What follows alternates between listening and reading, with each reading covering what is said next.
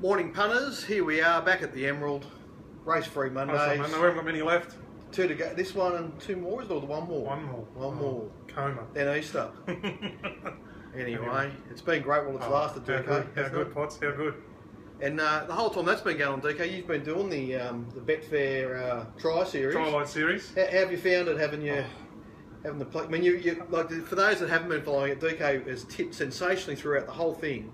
And early on, everything you tipped was running well and getting beaten ahead. Variance. Dan O'Sullivan kept sending me out. No, it's just variance, mate. Just after the 7th week, the 8th week, like I think I had up and before Leicester won. It was my best last week. The previous best, I think I had one winner, which was Twilight Song in 7 seconds out of 8, something like that. And Connery and those Prince Albie and these sorts of horses. But anyway, Prince Albie and Regiment on the same day. And Board the Game when that thing of Peter Smith ran past it at 20 to 1, 4 links to third. That was my opening week. That was a good start. Anyway, but you certainly found the right horse there last week. Well, see, that's what I wanted to do. But that's the sort of horse that Leicester's. That's my horse. Yeah. Seen him in the maidens. Seen him in his first start in the Donald Classic or something. Saw him resume. Backed him at Darren. And obviously you liked him at Moonee Valley. He was unlucky. Yeah, that's worth chatting about, because I mean, to me, he had a real form advantage in that race at Moonee Valley. But looking back on it, it just wasn't the right race for him. No. You know what I mean? He couldn't use his aces there. He was drawn inside. Exactly right. Small field. It was just...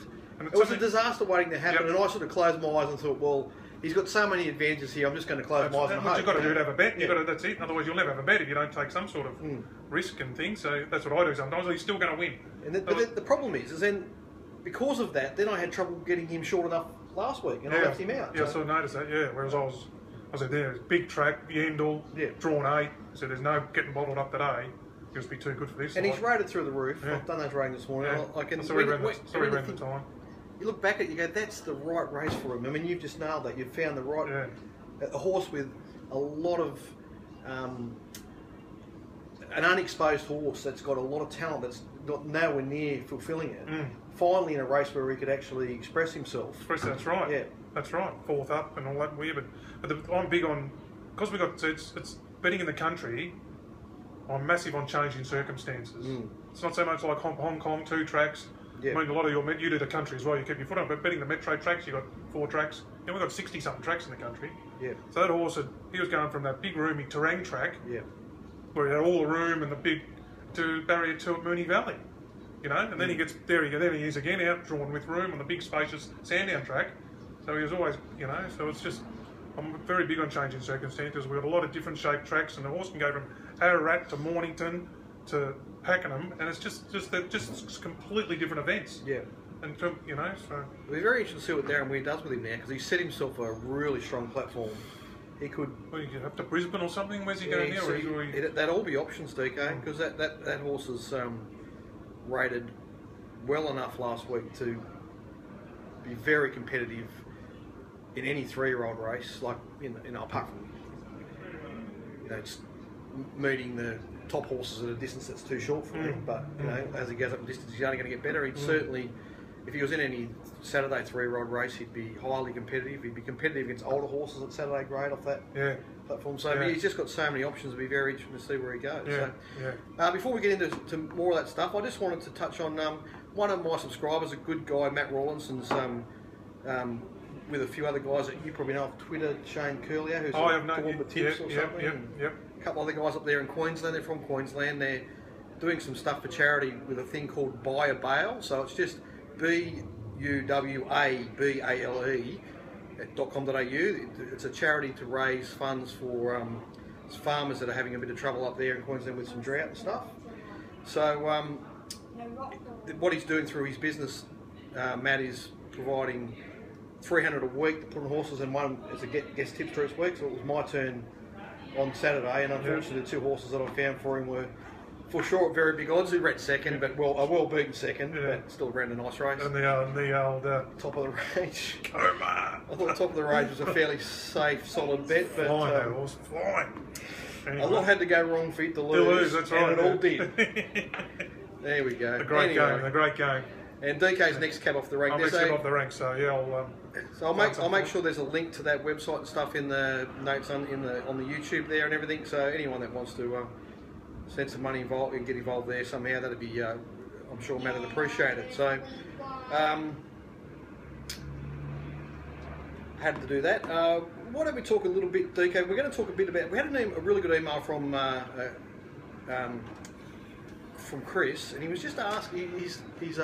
Someone's taking his punting sort of fairly recreational up to now, and he wants to start taking it a bit more seriously, and was just asking me questions about how to weight certain factors and that sort of stuff. And I thought we could just have a bit of a chat about that, and then refer it back to some horses and see if we can help someone out that's trying to start out.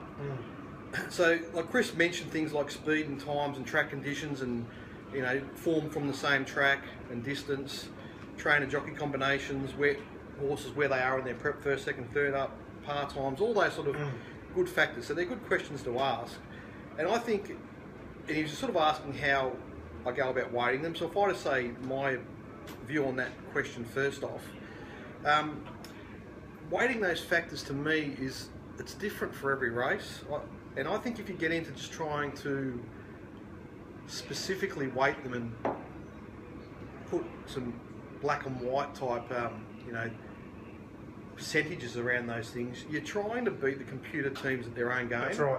Yeah. And I think that's just a fraud business. That's what they're good at. Yeah, that's what they're good at. So now, they don't know the horses that well, but they have got all those factors completely nailed down, and they've got hundreds of them. Yeah. Right. So you're never going to be able to beat them at their own game. So I just say people that are going to do the form and that are the thing that people like us have got as an advantage over the computer teams on the other side of it is we're really passionate about racing and we love it. So that means we're more able to watch more replays and get a better feel for the horses and know the horses better. So you sort of got to try and play them on your teams, not their teams. That's right. So that's the only way to go.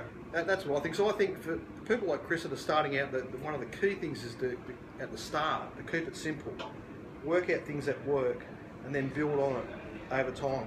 That's what I did. Exactly right. Exactly right. Because then you as I've encountered, and other people have, you can get the paralysis by over-analysis. Yeah. So what you don't want, especially when you're starting out, that's something you don't want to do, don't overthink it too much. So you've got to definitely start with the basics. And I mean, the most basic thing to me, when I saw your email, was, the map, getting the speed map right, so weighting that, and it's obviously the biggest, most heavily weighted thing for the So, where the horses are going to race and how the race is going to be run that influences the result. Yeah. Okay.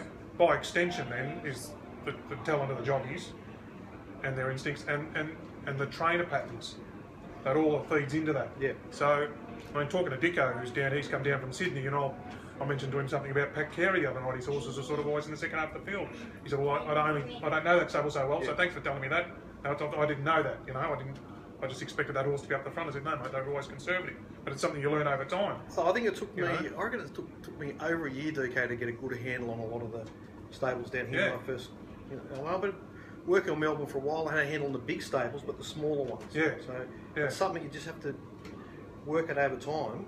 And I've picked up a heap of things from you about these stables. Yeah, little stable. And that's big, and it's good. Good with the thing with the ratings to win database is that all those stats. If you think something, those horses don't involve till third or fourth run in the prep. Yeah. And you can just click on the trainer's name, and up there it says first up, 2 from 50. Yeah. Second up, 2 from 60. Third up gets up to 15 to 20% sort of thing. Fourth up, so they're just not involved early in their preps. Yeah. And that's there to frank what you think.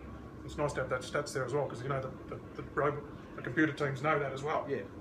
So if you find a stable that doesn't, this is what I do. If I find a stable that regularly doesn't train winners first up, and the horses first up I'm looking at, unless I can find a really good reason to override that, like a tremendous jump out or a big trial, or just some indication that it's definitely here to play first up, I'll be really hard on that horse. So I think you can be flexible, but you have to, if there's a doubt, you have to be really hard on them, really find good reasons to ignore the general pattern. And I think that they are horses you can take a risk with. Yeah. Unless they're the horses I'm looking to take on. Yeah. With fit horses who are drawn well. If I've got a resumer drawn out, and it's a weir horse or something like that who's, they improve into their preps. Well then, One of those. So if it's a weir horse drawn out and it's first up, the only time it's really going to run well is if it's really well supported. That's right. Correct. Exactly. Correct. It seemed drawn out to be a 1,000 metre or 1,100 metre race at Chuka. That might be one of his good horses. Anyway, I can't remember. It might have been Sabahid or something, and So the leads, you'd probably, you know, don't know if it'll be there, and then just truckloaded. Yeah. Just whoosh, go out of the gates, you know, straight to the front. There it is. Yeah.